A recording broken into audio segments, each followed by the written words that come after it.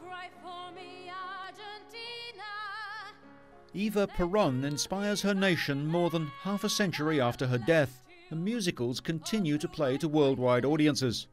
Even as late as January 2006, a revival of Evita was underway, with Elena Roger performing as Eva.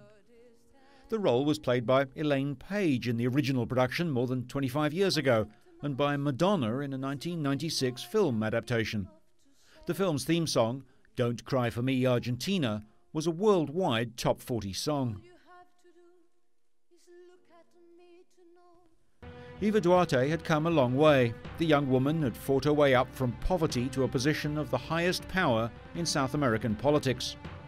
She started as an extra and a bit movie actress. She lacked formal education, but this was more than compensated by a shrewd native intelligence and perhaps a cold, logical mind. Her marriage to the canny Juan Perón, whom she'd met at a party, highlighted her calculated rise to the political hierarchy of Argentina. At Perón's side, she learnt much and became involved in the political arena of the Argentinian government. Eva Duarte made herself the First Lady of the South American Republic. Never one to rest on her laurels, Evita immediately took steps to further embed herself as an individual in the political turmoil of Argentina. She saw to the formation of what she called a social aid foundation. Business and government together were forced to subscribe more than $100 million a year to keep her foundation afloat. She managed to acquire a few of life's little luxuries, such as trips to Paris, and it cost the Argentinian taxpayer some $40,000 annually to keep Mrs. Perón in the finest array of French fashions. Her jewellery box was filled to overflowing with better than $250,000 worth of glittering baubles. Argentina's First Lady may have been fighting for the labour force, but she did not go without. Husband Juan Perón became suspicious of his wife's political ambitions. By August of 1951, young Evita was a dominant factor to some 17 million Argentinians.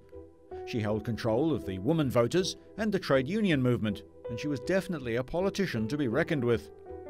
It seemed that Eva could conquer any political adversity, but she was unable to conquer the cancer that infused her body. Seen here, Evita is at her initial public appearance following the first of a series of hopeless operations, showing the unmistakable marks of her losing battle. The end came for Evita Perón on the evening of July the 26th, 1952, and Argentina, especially the working class, went into mourning. Over 700,000 of the faithful made a pilgrimage to her bier in Buenos Aires. 16 people were killed in the crash, and another 4,000 others were treated in hospitals.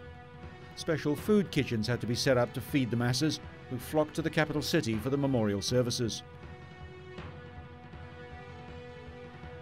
Evita Duarte Perón now lay in state in her silver-trimmed cedar casket.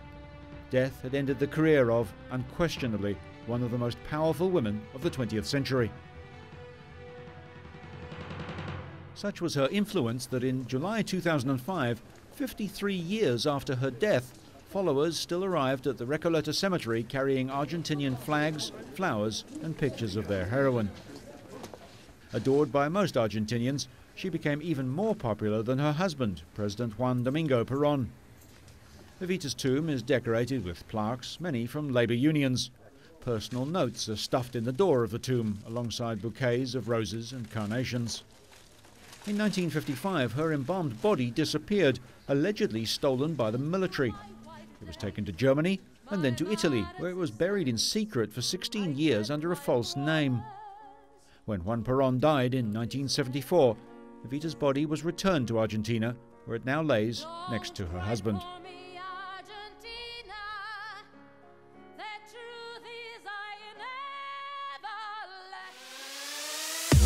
Never let